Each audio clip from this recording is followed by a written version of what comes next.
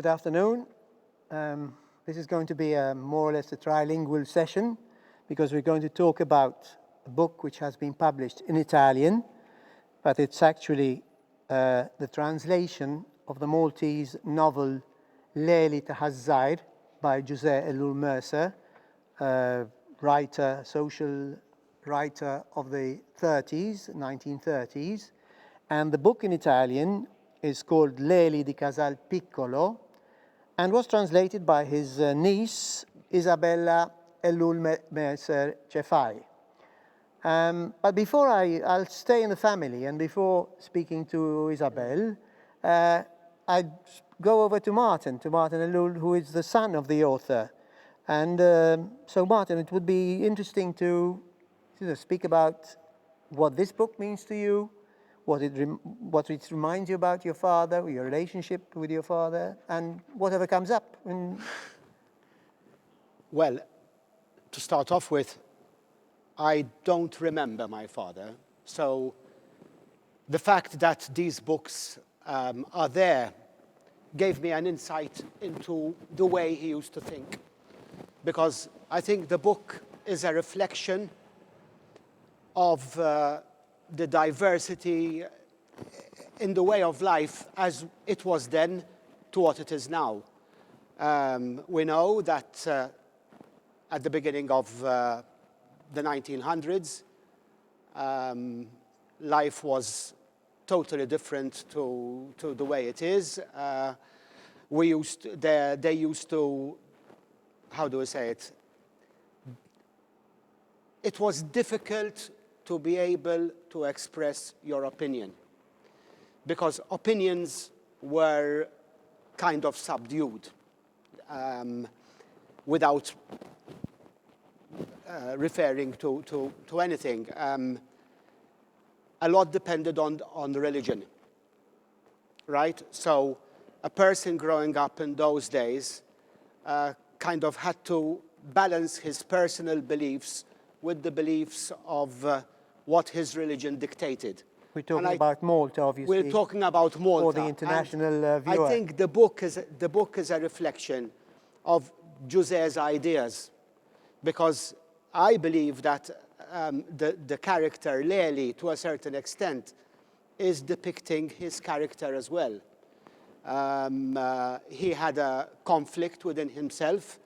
The conflict was obviously his religious beliefs and his social, political beliefs, because it was purely his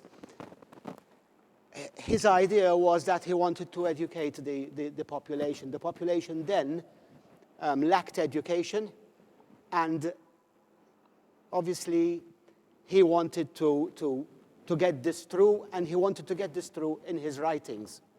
Because getting an idea through in those days was not the way it is now.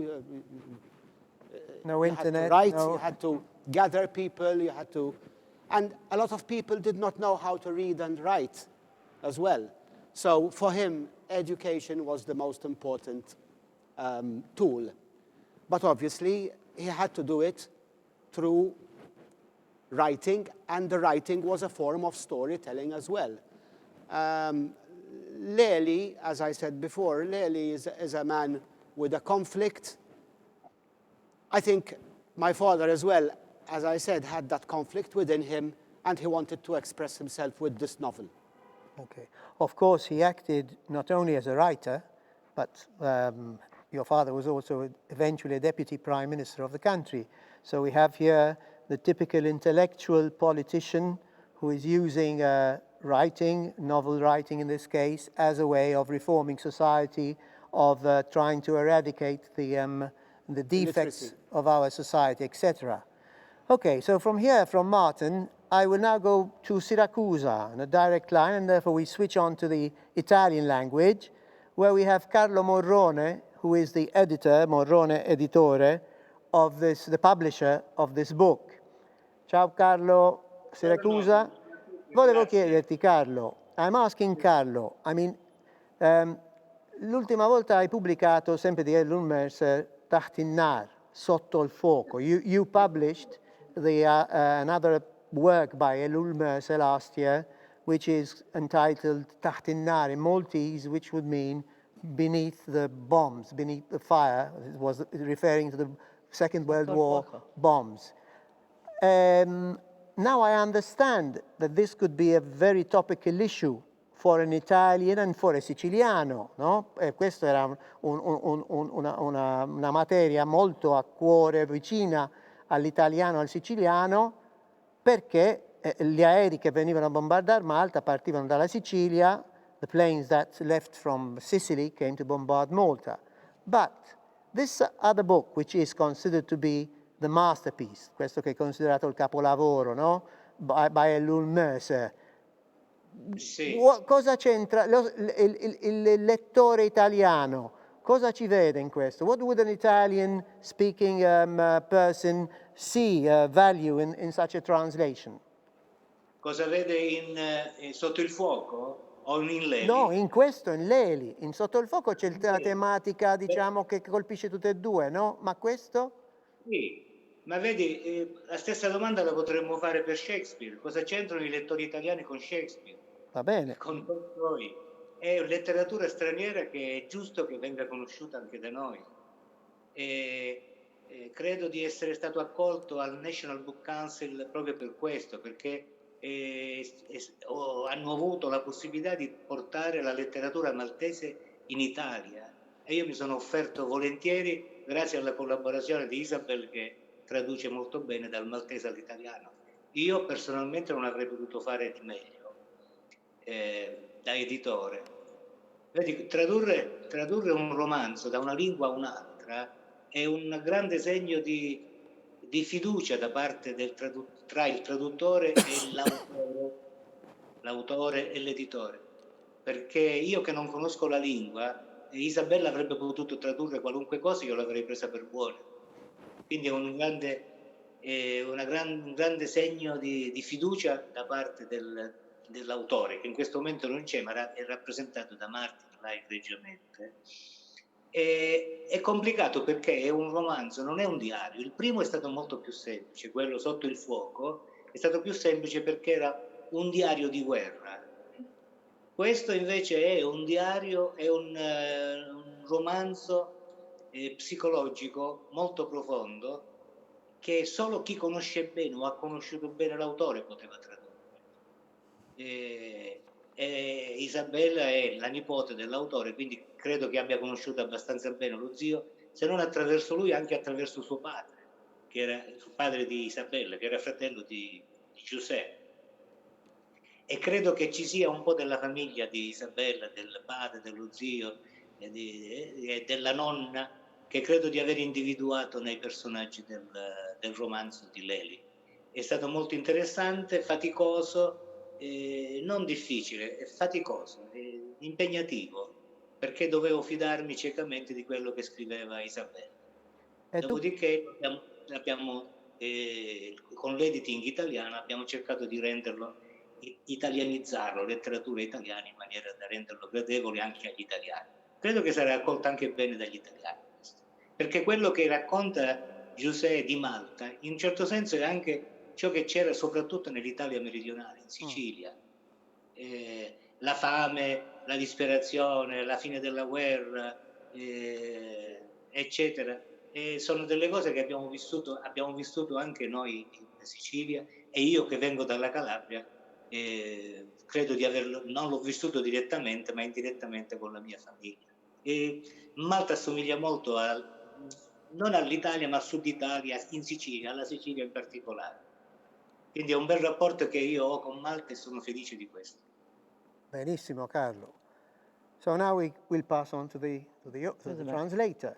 Okay. Of course, Isabel, you must have translated this with passion because you have this family tie with the author, who was your uncle, and so on. So, what was your method when you translated this, apart from the passion and which pushed you to do it? This came quite unexpectedly. I had met Carlo, okay, started talking, and I said, listen, I knew he was one of the best editors in Syracuse, and I said, listen, my uncle is Ġużè Ellul Mercer, you know, And he said, let me have a look. And we started from Sotto il Fuoco, okay, which was more of a diary, okay. Actually, I thank God I started this translation with Sotto il Fuoco, because then we got into this one, which is a romance, but there's a lot of psychology in it. And psychology which is an avant-garde, because you can still feel it today, okay? And when we say... The book is now nearly, it's 90 years old, exactly, more or less. So exactly, we are... exactly. That was in the 27th. So, but it's, and what was mostly at heart of my uncle Ġużè, okay? To educate the people. But because when he says del Casal Piccolo, he referred to even the mentality of the people in those days. It wasn't just because Casal Piccolo or Casal Grande. The spatial size reflected also the mental exactly, size. The mental, no? exactly. Restricted, And education, of course, was his main, okay? My uncle died as a poor man, and I am very happy about it, because he died the way he lived, okay? And to me, then there are a few characters, especially most of them are fictitious, but my grandmother, la signora Marianna, ce l'ha qua. I see. And I mean, when you say your father died as a poor man, my uncle. Your uncle died as a poor man. Yes. The same of Boffa. Yes, exactly. Same of my grandfather, who was also. These were all to activists. me, that is the real Labour Party. These socialism. were activists of the real Labour Party, and exactly. Today very few politicians, and I am one, die poor. Exactly. So it was totally a different era. But I am so honored. To me, it is as if I gave birth to a son. Well, you have. In Italian, but you have, of course.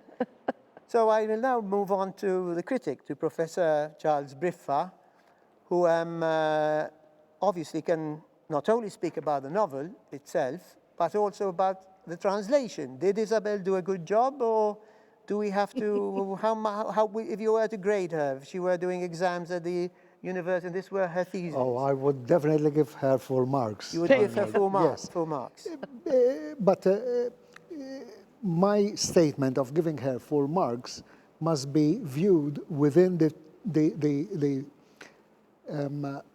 framework of the entire project. It is a project, this, because whenever there is Maltese literature translated into another language, I look at it as exporting literature.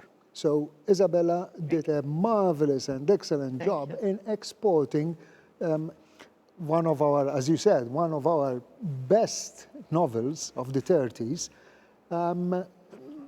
abroad. Exactly. And that is a great achievement. Now, when it comes to looking at it as a translation,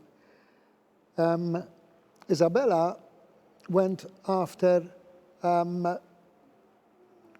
communicative equivalence, technically it is called. That is, she was after the sense first and foremost, but she kept the Maltese flavor within the Italian version, and that is something that is to be proud of, because when we export literature, we can either ignore the local flavor and just foreignize everything, but she managed to keep an element of domestication. For example, she left all names in Maltese, but then she tried to help the non-Maltese reader by putting the footnotes to explain. Okay, and that's very recommendable, you know. So I believe that in this enterprise of exporting literature, this, thanks to the editor as well, this was a great job. We should have more of this type of thing you know. Also, when you read certain aspects, I can't quote because I can't remember everything. Within the translation itself, there are certain explanations, even just as the choice of a single word would give an explanation. But to me, that tells me something else. Because when I looked at your translation, Isabella, I was actually interested in your mind because you were giving an interpretation to your uncle's work. So what we have there, as you know, Arnold, I taught the Maltese novel to university students, so I taught Leli Ħaż-Żgħir at university level. But then, at this point, I was actually reading the mind of the translator, you know? So I found myself, on one side, I had the mental style of Ġużè Ellul Mercer, going back to the 1930s, okay? And on the other hand, there was the mental style of the translator. But the translator was his niece, you know? All this was very fascinated for me, you know, because I am very much interested in the type of interpretation that the translator gives. It was also interesting how she, going back to the names, how she kept on using the Leli word, which is unique in Maltese, you know, and all that kept on cropping up because, and she explained this, Leli is, as a name, has got a lot of connotations which are linked to the past. Now, the past in this case is, how long did you say, 90 years ago? It's nearly Almost. Nearly 90. Almost. more. Which is, When he was writing it, probably. yes, which is interesting and also confusing up to a certain point because she was translating this novel in today, let's say today, okay, which is not the 1930s. So the connotations of Leli were definitely different today. So a Maltese who would read this novel and meet Leli would say, "Ah, she's old-fashioned," you know? But that is not what the novel gives. As somebody said, An avant-garde. it's Martin, who said that what we have in this novel, although it was written in the 1930s, well, it still applies today because after all, yes, I agree with you that there is a lot of Ġużè Ellul Mercer in Leli. You know, unless you see it like that, it won't make sense. Huh? And having something that gives the mental style of an author is something that lives forever. It's not something that passes with time, you know. And as time goes by, things get even more mature. Of course, today we can give it a different interpretation from what it was given back in the 30s and 40s, as you know. Going back to the framework of Maltese literature, it is a socio-psychological novel that is a very powerful one. even considering the fact that today we do have psychological novels, okay? It probably anticipated, Yes, it is yes, it considered did. to be probably the first psychological novel anticipating the ones in the 60s and 70s, Yes. then were to become quite That's a right. common thing. But today, the psychological novel is very different. Yes. Okay? It's not according to The world to has what we changed have too, here. so even How- our yes. psyche, I think, has Yes. changed according Yes, to, that's to right. the changing world, right? Yes. Good. Carlo, allora l'anno scorso è sotto il fuoco di Ellul Mercer. Quest'anno Leli di Ħaż-Żgħir, Leli di Casal Piccolo. L'anno prossimo qualcosa in programma? In questo momento no, credo che dovrei incontrarmi con i responsabili del Malta National Council per concordare un eventuale altro lavoro. Io sono disponibile, aperto, pronto e credo che appena finirà questo movimento un po' antipatico nel mondo, o si rallenterà, almeno avvicinerò e cercheremo di trovare un progetto nuovo per l'anno prossimo. E la distribuzione del libro in Italia, come te la stai programmando? È limitato alla Sicilia oppure anche il resto del territorio? E il Covid, sto problema che hai menzionato, Covid-19, crea dei problemi per la distribuzione, per la lettura di un testo proprio fisico? Magari si può pensare di metterlo online, non so. Il problema virus è il problema che mi sta tenendo a Siracusa e non sono qui da voi, perché è stato consigliato di non viaggiare per ora. Noi in Sicilia non ci possiamo neanche muovere da una città all'altra. Però la distribuzione, io ho due distributori importanti. Uno capillare per le librerie della Sicilia, cioè mi distribuisce materialmente il libro nelle librerie di Sicilia. Premetto che le librerie sono aperte in Italia e fanno consegne anche a domicilio, non occorre neanche andare in libreria a scegliere, basta un solo colpo di telefono o una mail e il libro viene consegnato a domicilio. Poi ho il distributore nazionale che si trova a Firenze, il quale in magazzino avrà la prossima settimana un certo quantitativo di libri a disposizione di tutte le librerie, da Amazon a IBS a Casalini, eccetera. Abbiamo tutte le librerie del mondo in un certo senso. Basta semplicemente andare in una libreria più sperduta del mondo e prenotare il libro. In 2 o 3 giorni si riesce ad averlo a casa. In Italia si riesce ad averlo quasi gratuitamente. A Malta è un po' diverso, forse costerebbe qualcosina in più, ma appena io riesco a venire da voi farò fare una distribuzione a Malta da un distributore maltese, così il libro costerà soltanto il prezzo di copertina e non ci saranno spese postali.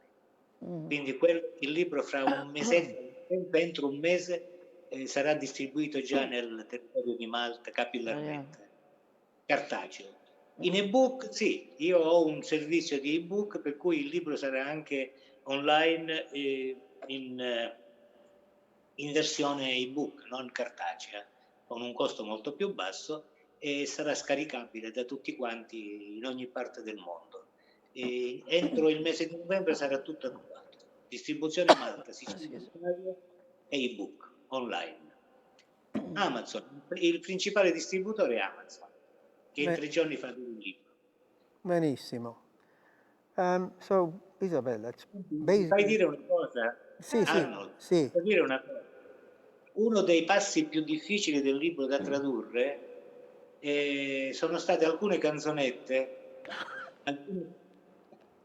alcune canzonette popolari che la povera gente, la gente del villaggio, del piccolo villaggio, in un matrimonio o nelle varie occasioni cantavano, erano delle strofette, dei ritornelli. È stato difficile perché me lo sono fatta cantare centinaia di volte da Isabella al telefono. Ho cercato di capire cosa volesse dire, ho provato ad entrare nella mentalità del cantante e della gente medio-bassa del popolo, no? E l'abbiamo tradotto in un certo modo. Io credo che Isabella sarebbe felice di cantarlo in maltese e in italiano, una strofa sola, corta, 4 righe. Sì, stiamo parlando, we're talking about here what is probably the Ania, the Maltese Ania, which is the typical Maltese folk song, no? Stiamo parlando proprio delle canzoni tradizionali maltesi fatte sull'ottonario. It's on the... E sul doppio senso, sulla frase ammiccante, eccetera, che l'abbiamo avute anche noi, ci sono in Toscana, in ogni città, Napoli, Sicilia, siamo ricchi di queste. Accenna a pagina 127, ne abbiamo riportate alcune, una sola. Quella che più mi piace. Anche due. So we're going to have Isabella who's going to sing it for us, or are you Yes. going to read it for us? No, I will sing it. You'll sing it. I would like to finish on a positive note with an Anya. Okay. Well, all it right. depends. If it's a sad one, it's No, it's might not sad necessary. one. It's No, very no. okay, Actually, optimistic. it's it's more of a romantic music. Okay. Okay. Warda kelli ġo asrija, naqarili il-asfur, daqqa emza u daqqa daħqa, ek jimbeda innamur. Okay. Fuq il-blata ġejja u sejra, fuq il-blata nerġa' mmur, għax hemmhekk għandi il-ħanini ixejjer li bil-maktub. Ok. Voglio sentire in italiano. Oh, ma non c'ho il libro qua. Quindi stiamo parlando qua sempre dell'amore, in fin dei conti questo sentimento universale, no? Sì, sì, sì. Si parla del namur, che Del namur. we're talking about, no, sorry, I forgot the language, we're talking about namur, which means love making, which comes from the Italian innamorarsi, no? Innamorarsi. And then we have our hanina, our hanin, no? It's a Il-ħanin è l-innamorato. the beloved one. So it's an eternal feeling, no, Martin? What do you think? The love aspect. These songs which are a hymn to love. Even though today we have to do it with our mask on, so it's a bit more Martin is very much in love. difficult. Well, I think if we refer back to Ġużè, Yes. we all know that his wife had died early on in the 50s, and he was left alone. And I think that even some of the writings that he did later on, and even the way he lived and the way he died, was a reflection of that, because he was alone. He was always alone. Most of the time he was alone.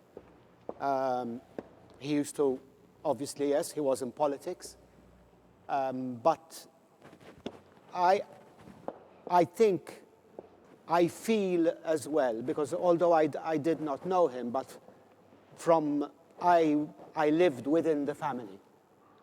So I got a lot of emotions from the family, probably as well, which, being blood, obviously, they have the same sort of feelings. But I think that the way he wrote as well, there was, in his personality, there was a lack of love as well. So I feel it. And how is it? How can we see that in the novel? Yes, we can see that because he doesn't, Leli does not give a lot of importance to his girl, you know, when he should have done that. But he was more interested in the intellectual aspect that was missing from his village, or rather from the villagers. And the social aspect in Leli overcame his personal romantic feeling. In fact, even his mother felt that. Mm-hmm. And his mother was sad because of it. And she kept on praying that Leli comes back. Of course, there is the thing that whatever Leli did had to be measured against the yardstick of religion. Yeah. okay? But those were the times. I think as well, Charles, the resistance he also wanted to bring to light, the resistance that there was in those times to people actually getting educated. Yes, Because that was the focal point of his life. yeah. Get education. And it was in line even with other type of literature written during the 30s as well, as in Bulletin Nanna Venut. And I mean, this was a characteristic Yes, of that's right, of the times. those 4 or 5 writers, Yes. Bonici, Marx, That's right. Ellul Mercer, Orlando, And then who even- were all associated also with the Labour Party of the times, which had a very, so they used both the novel, both literature and politics to push forward their ideals, to push forward their aims in life. And he realized that by keeping the people, by depriving the people of education, or at least there was no education, there wasn't an amount of education present, you can control the people. Arnold. And he realized this, he knew this. You know, the less educated, we mean literacy, not, you know, the level of intelligence, literacy. The more illiterate the people are, the more you can control them. Yes. And the church did control at the time. It had enormous power. But remember, there is Duncarm in here. Duncarm, not the national poet, but the character, yeah, who actually, I think Ġużè Ellul Mercer tried to present a solution to it through Duncarm. Duncarm could save the situation. Not in the way Leli tried to do it, but in the way Duncarm could have done it, you know? So there is the alternative as well in the novel, which is excellent. You know, very often you're presented with a problem, but then the solution, it's up to you to think about it. But like over here, there is a hint. Like the lifeline for the solution. Yeah. Yes. Isabella. I would like to finish just the last bit. Apart from finishing. Okay. But, so you can finish also with that. Yes. But, so, you've translated Taħt And you've translated this. Now. Do you have any other materials Yes, by I Ellul have Mercer? material ready, So maybe yes. you can also Yes, tell us what is your plan, what are your plans for the future? there's one which is called Il Martirio ta' Nazzjon. So, the martyrdom of a nation. Is this much more political then? Yeah, that's much more political. And it's overtly political, while the novel is political without being so, because it's literary, right? Exactly. I've already started. That we'll see later on what's going to happen. Okay. And besides, I'd like to point out that in Leli, Uncle Joe described all those different characters as if he lived them himself. Yeah. The priest, the mother, the father, the aunt, when her nephew left for Australia, the heartbreaking scenes at the port when they emigrated to Australia. It is something which gave me a lot. Okay, so now we're going to... But I would like to sing this. we're going to conclude, as I'm telling the public here, with the Yania in Italian. In Italian, as it has been translated by Yes. Isabella. And I hope that you have enjoyed this session. We'll end off with this, and good luck with the whole thing. Ok. Allora, sullo scoglio vado, vengo, sullo scoglio tornerò, perché è là che c'è il mio amore, che mi avvolge col foulard. Ok. There's the other one, yes. Una rosa aveva nel vaso, l'ha beccato un uccellino, ammiccando e sorridendo, così è nato quell'amore. And on this amore note, goodbye to everybody, and Ciao, thank you Carlo. for listening to us. Ciao.